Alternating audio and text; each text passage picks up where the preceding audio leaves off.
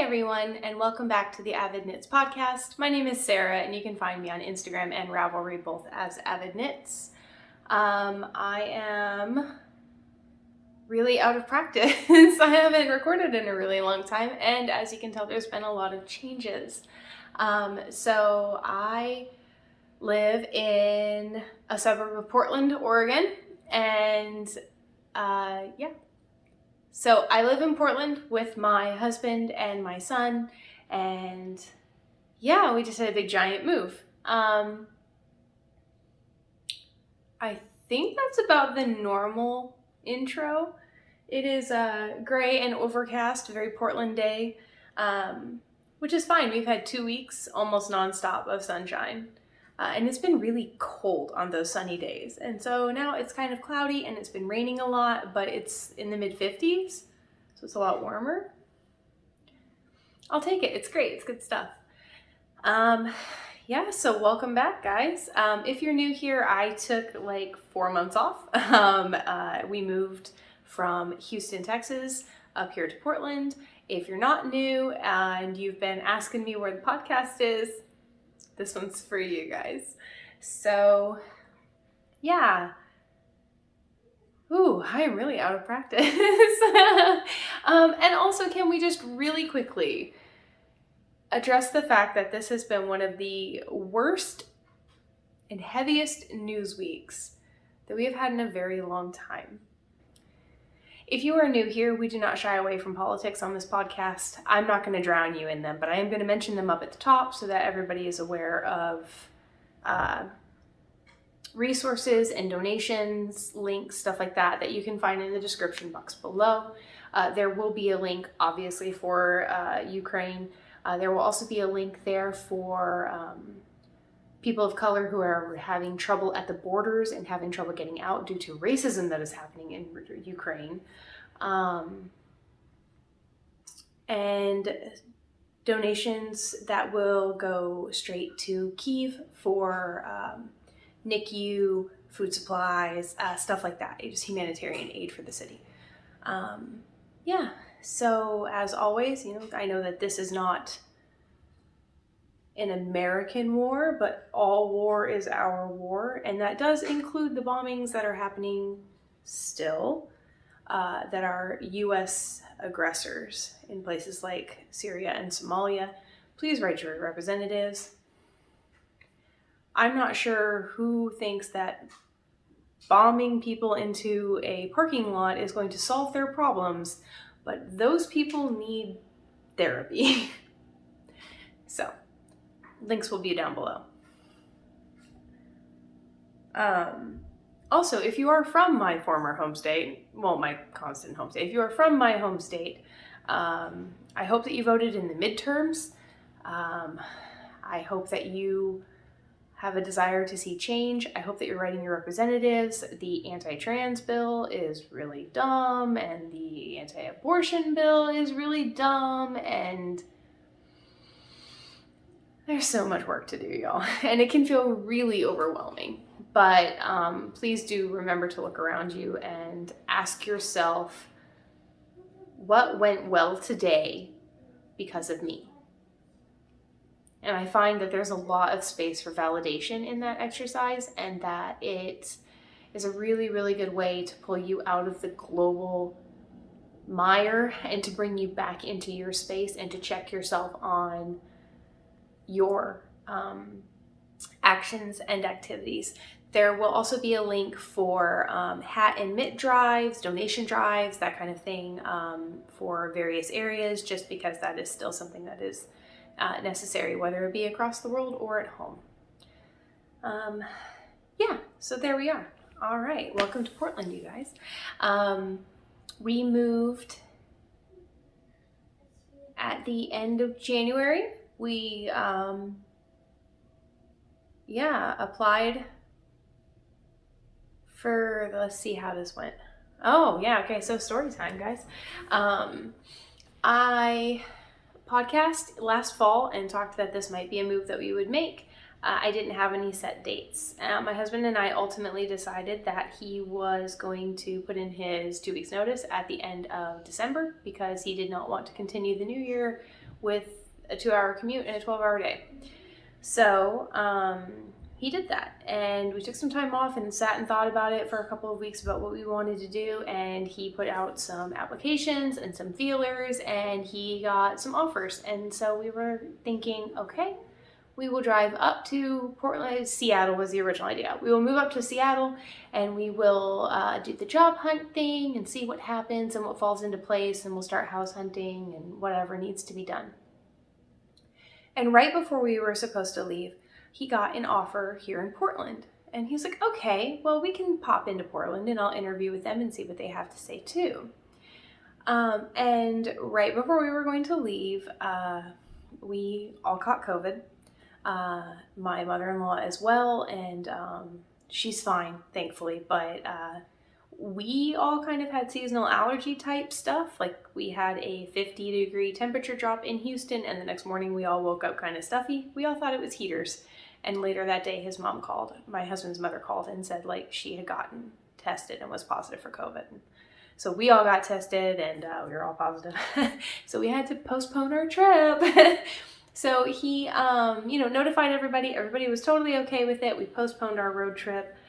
2 nights before we left, after we got negative testing, 2 nights before we left to go on our road trip, he got an offer from the Portland job, and it was really solid. So we decided, I know people here. I have one of my very best friends actually lives about 30 minutes from me. And we have definitely vacationed and played in Seattle, but Portland has always been kind of a run through. Like I said, I have a friend here, and we have done a couple of things, just kind of running through the city. I had a couple of meals, but we've never really explored out here. So we came up, and it was supposed to be job hunting, but it turned into house hunting. And we chose to rent for the next couple of years. Housing market out here is obviously really nuts, just like it is everywhere else. So we applied and secured this rental, and we were fortunate enough that my friend's mom has oh my goodness, this has been a really long time, guys. My friend's parents have some land about 20 minutes from where we live right now, and they were very, very kind and said that we could leave our vehicle there at their house. We have 2 vehicles, and my husband's company paid for relocation. So we chose to have our stuff moved through pods, and then that meant we would each have to drive a vehicle to come up here, and we offered an opportunity to only have to drive one vehicle, and we got to ride together for the first time on any move we've ever taken. This is like our 5th move in 7 years. So we've never gotten to drive together. So that was really cool. It was really helpful. So we left the vehicle with them. We flew back, and yeah, the next day was my birthday. So yeah, we got home and basically called our realtor to put our house on the market on my birthday. And we did. We put it up on the market. That Wednesday, we had a weekend showing. We were very fortunate. We had a lot of people came through, you guys. The housing market right now, if you're buying a house, just, you're brave. It was ridiculous. But we were able to sell very quickly, which was wonderful. As a matter of fact, we closed today. So that's all done, and the house in Texas is sold, and that chapter is over. So yay us. We're here. My husband started work last week. He really likes his job. They're starting a new department that he's going to be in charge of, but they've never had a department like this before. So they're kind of in that limbo of, here's the plan, we want the plan, we started the plan, but oh, we forgot the thing over there with the plan. And so he will be running CNC machines. For those of you who don't know, they are machines that you can program that take hunks of metal and then whittle them into whatever it is you wanted. And it runs off of a computer program to tell the machine how to cut. It is very similar to like a wood lathe if you have any woodworking experience, but it is all computerized and it works with metal. But the machines that they purchased are not ready yet. They have to be set up and calibrated, and there is obviously a parts shortage across any and all manufacturing fronts, so that's being pushed back a little bit. But they are basically paying for him to continue his education, which is awesome. And so he's doing that. Hector and I picked up homeschool for the first time today since, gosh, you guys, the week of Christmas, I'm sure.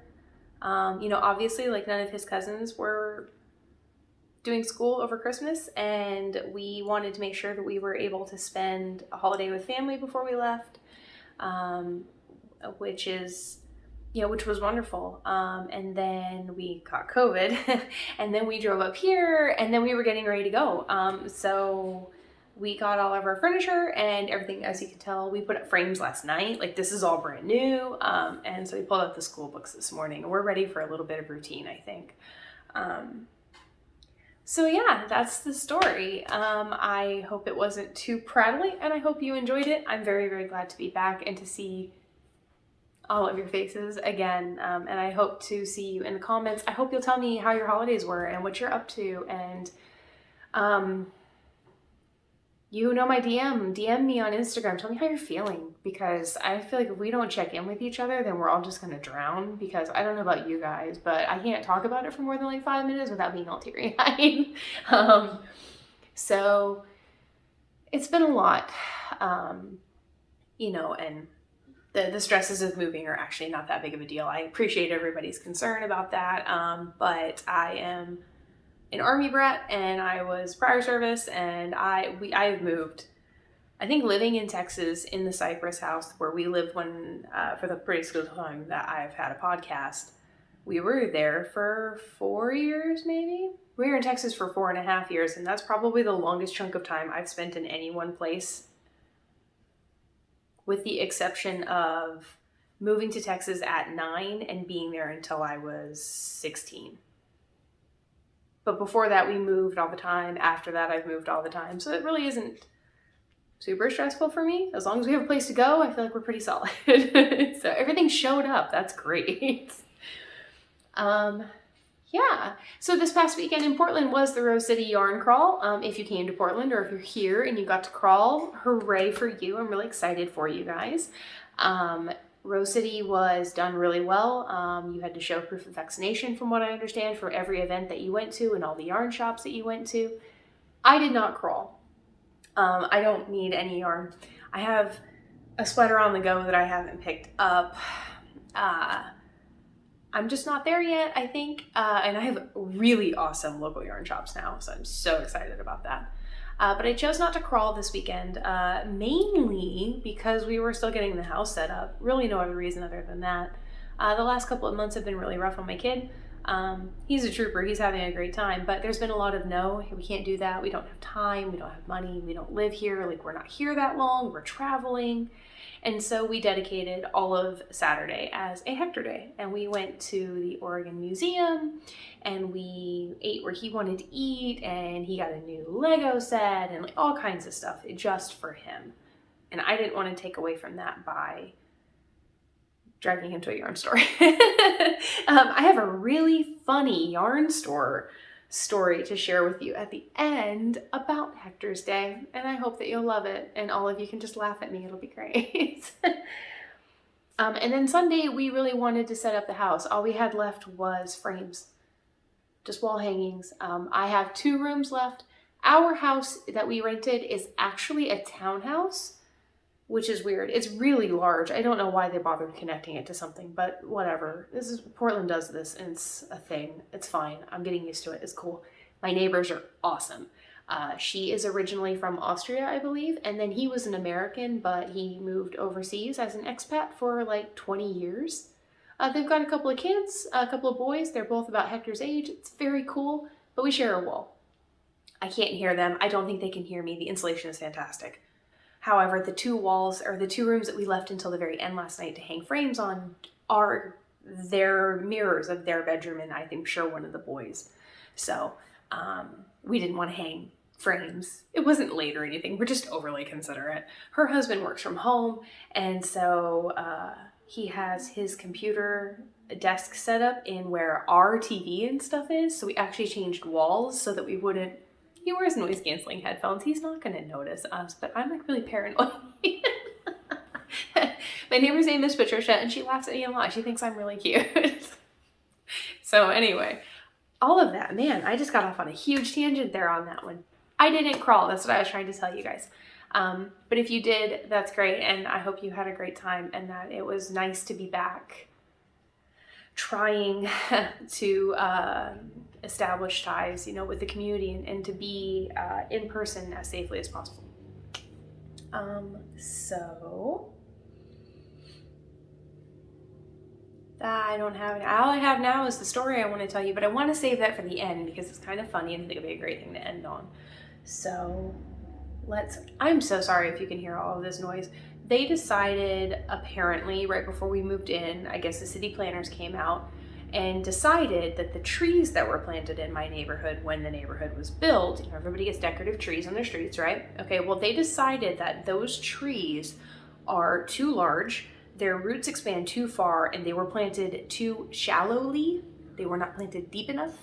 And so basically the roots are spreading and it's like buckling the sidewalk, it's crawling under the street, it's ruining the storm drains.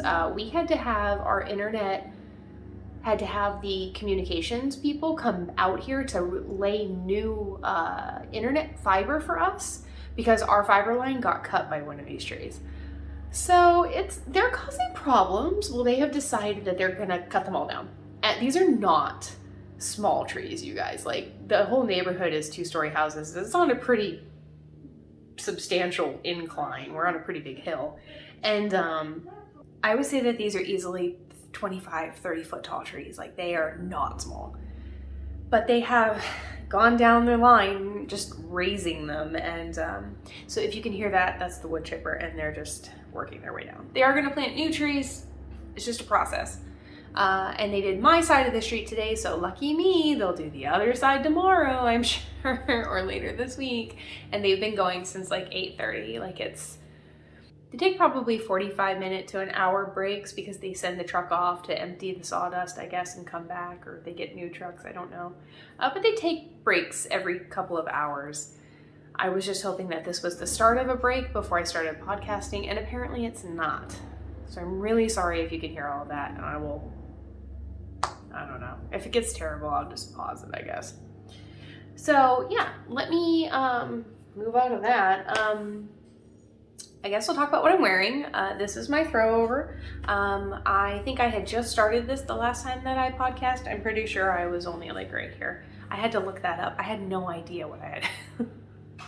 It is knit out of Farmer's Daughter fibers in her Recollect base, which is, I believe, a sport weight, sport DK. It is 100% Rambouillet, non-superwash. Sometimes past me is really smart.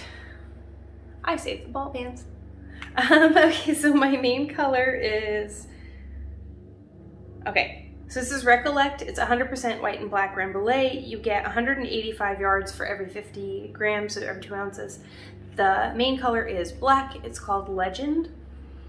My top color is, okay, J. Rankin. I was right. My middle color is Falling. My middle color is Dumplin. And my last color, the gold, is, oh, okay, it is. I didn't think it was called that. So J. Rankin, Dumplin, and Shake a Day.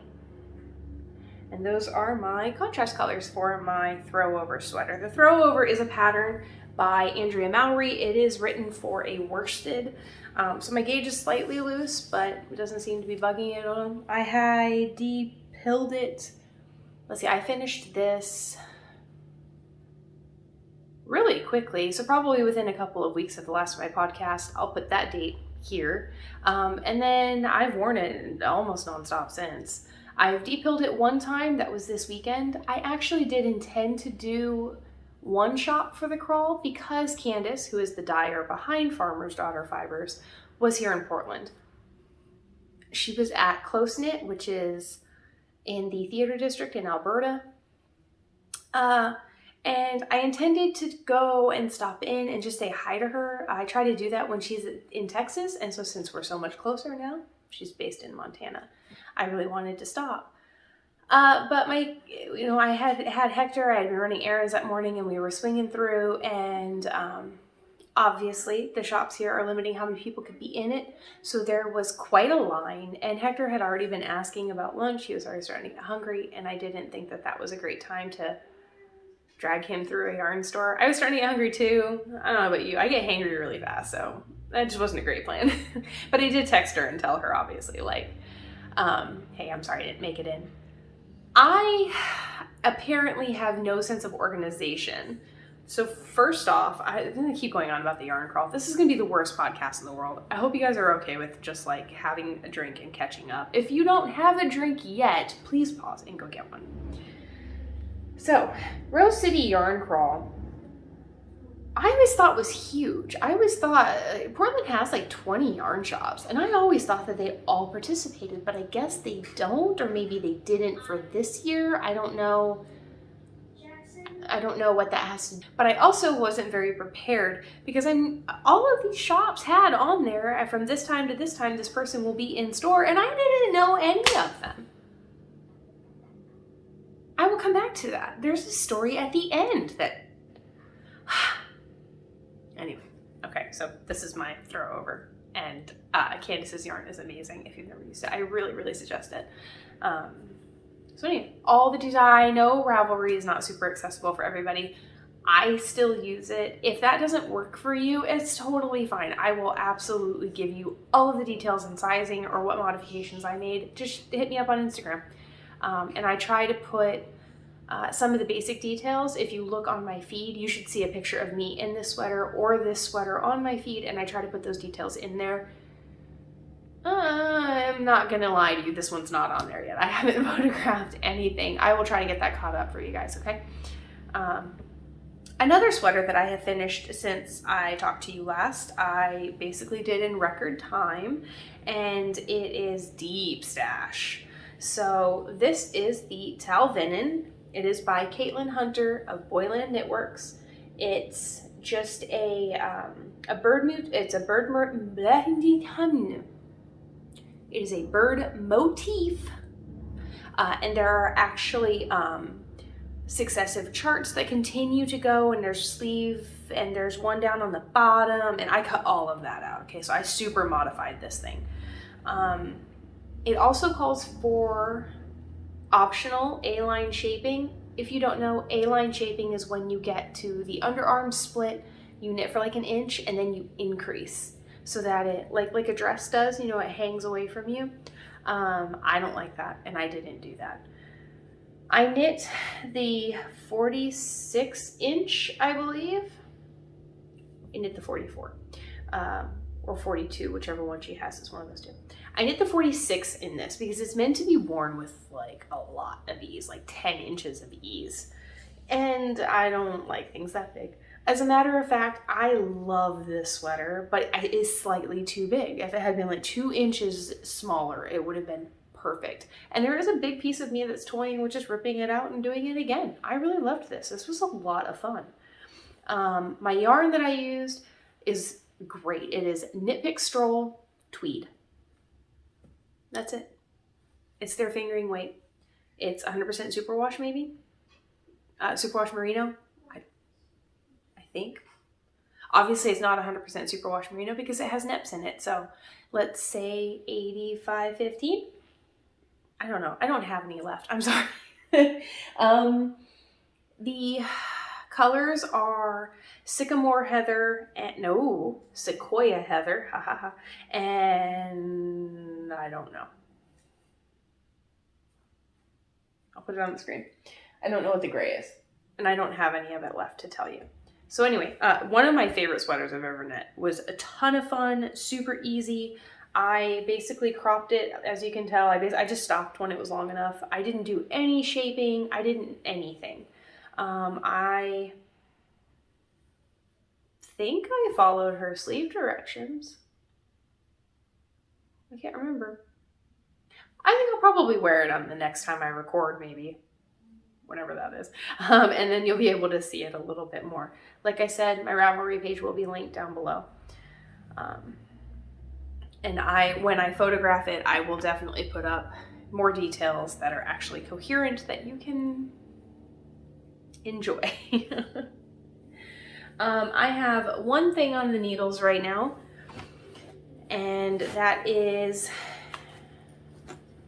if you've been a long-time viewer, then you will know that I sample knit one of these for a local yarn shop in Texas, and was paid in yarn, and I actually chose the exact same color. And so I'm knitting the same sweater. This is the Auster for Him by Brooklyn Tweed. The yarn is Red Stag Fibers. Josh is in Montgomery, Texas, and his wife owns a yarn store. She owns the Modern Skein. The colorway is Glas. The base is his Croft DK. It is 100% Southwest British Blue Face Leicester, so BFL. You get 246 yards for every 100 grams. I will link his information below. And it's turning out really, really well. I've just started the body. It is meant to be knit flat and then seamed, and I don't have time for that, so I'm gonna knit in the round until I get to the split, and then I'll knit flat, and then I'll set in my sleeves. This is set in sleeve construction. So you knit the sleeves and then the shoulder cap, and then you sew the whole thing.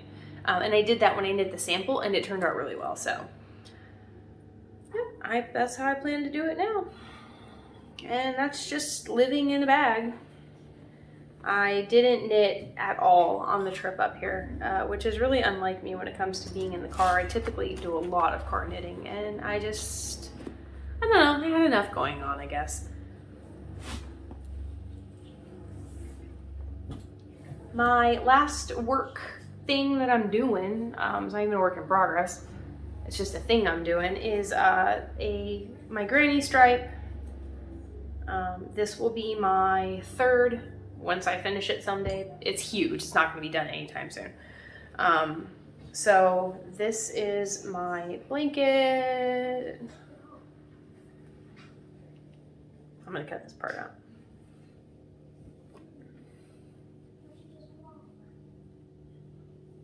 Did I cut it out? Probably not. This is my blanket, and this is half of it. So it unfolds and there's another half, and it just goes on forever. But this is my blanket, and I think that this is the same width that I knit my last one, which was legitimately like the perfect length, perfect width too for one person. It was just big enough, it was oversized enough to be snuggly, but not like you were drowning in it. You're gonna drown, I'm gonna drown in this blanket. Like, I'm gonna need 3 people to share it with because there's no way to use it functionally otherwise. If I wanted to, and it's been suggested to me, I could stop here and then my blanket would be done. Like, it's lengthwise, it is sufficiently long. I could just stop here and have an entire blanket and it's fine. It would just be vertical instead of horizontal stripes. And I don't have one of those, so I could do that. That's something to think about, I guess. But honestly, I don't know, I like working on it, and it doesn't matter to me if it's done. If it ends up being done, I'm just gonna cast another one back on. So who knows? Who knows? It's all leftovers, and it's all advent calendars, and my lovely friend Julie of Sweet Sparrow Yarns is always very kind to me after she gets done with advents, and if she has a million extras, which she almost always does, because she makes her minis from full skeins, so there's always some at the end that just don't fit into a mini skein. She's really, really kind, and she usually bags them all up and sends them my way, which is wonderful because they're great colors for blankets, and she has a really great palette that I really enjoy. And that's it. That's all I got. So I'm gonna tell you my story, and I think that long-term viewers are gonna be the only ones who are super gonna appreciate this, but let's back up. So it's 2017 and I am in Austin with my husband. We're having a weekend. We just went for fun. We probably got some barbecue, and I was like, hey, would you mind if we just into the yarn store? Hill Country Weavers is a wonderful yarn store if you're in Texas, or if you have to go that way, it is definitely worth a stop. So I'm like, yeah, can we pop in? And he's like, yeah, no problem. So we pop in, and unbeknownst to me, they're having a pop-up trunk show with Candace of Farmer's Daughter Fibers. And I know that it's Candace of Farmer's Daughter Fibers because I'm looking at the table that says Farmer's Daughter Fibers, and I'm looking at the yarn and the label, and this lady comes up to me and says, hi, I'm Candace, I'm the dyer. It's nice to meet you. That's how I knew it was Candace. I didn't know who she was, and I didn't know she was gonna be there. Well, come to find out a little bit later that the young lady in the chair near her behind the absolutely gorgeous Zweig sample, and next to the Guthrie sample, and over by the Swan Show sample, that was Caitlin Hunter of Boylan Knitworks, who was also there for said pop-up. But I didn't know that. And for some reason, the ode to Caitlin Hunter in all of the samples in the shop, for some reason that didn't occur to me to ask her if she was the designer. Never even occurred to me whatsoever. Fast forward to Saturday. We are having Hector Day. We go to the museum. We get done at the museum, and Hector's, we're trying to figure out something to eat that's kind of nearby. And we're like, oh, there's this pizza place that gets awesome reviews. It happens to be vegan. Are you cool with that? Yeah, I'm cool with that. Let's go to the place. It's called Virtuous Pie. Great pizza, by the way. You'd never know it was vegan. It's awesome. I got a forager, which is mushroom and sausage crumbles. If you're into that kind of thing, I really recommend it. They also do ice cream. Everything they do there is vegan. It's great. So we walk into this cute little place, and we're looking at the menu, and there's a group of ladies at the table with a couple of children, and they're wearing some knit stuff. I'm like, oh, they must have been crawling. And I say this because as we're driving around trying to find this pizza place, it's kind of hidden if you've never been there, but I found it. As I'm trying to find this place, my husband goes, is looking at a building on the side and goes, Ritual Dyes. Don't you follow her? I'm like, oh yeah. Yeah, I do. I follow her. Let's just really be clear really quickly, okay? I'm actually not positive of the first name of the dyer behind Ritual Dyes. I hate to say that. I should know her name. But I would never know who she was. She could be standing in her own shop, and I would never be able to pick her out of never. I know she has dark hair. That's pretty much it. So I walk into the pizza place, and one of the ladies engages my son, and she says, I bet you just got taken to a yarn store, didn't you? And he looks at me. I'm wearing a hand knit because it's cold and I live here and I can now. And he's like, actually, no, we didn't go today. And she kind of, oh, okay. And I made a comment of, yeah, my husband just pointed out Ritual Dyes. We just moved here. Like, I didn't know where that was. Like, oh, I follow her. And they kind of, they kind of chuckle, and I can see a couple of glances exchanged, And the two that are closer to me are so familiar looking. Why do I know you? And so I'm sitting there, I'm like, okay, what did you guys crawl? The lady across the table has on that Andrea Mowry sweater with the beautiful geometric here, and then it has like mohair and spin cycle stripe throughout the body. They did a big thing for it, or a big knit along for it, for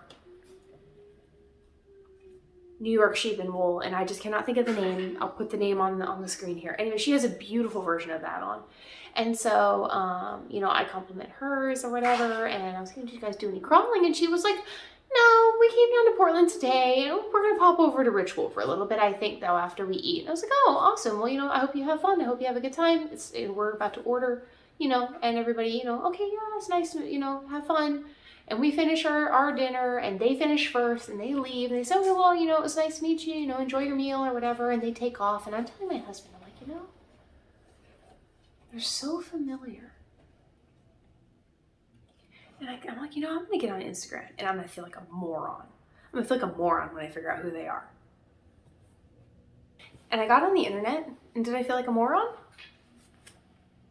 It was the Spin Cycle ladies.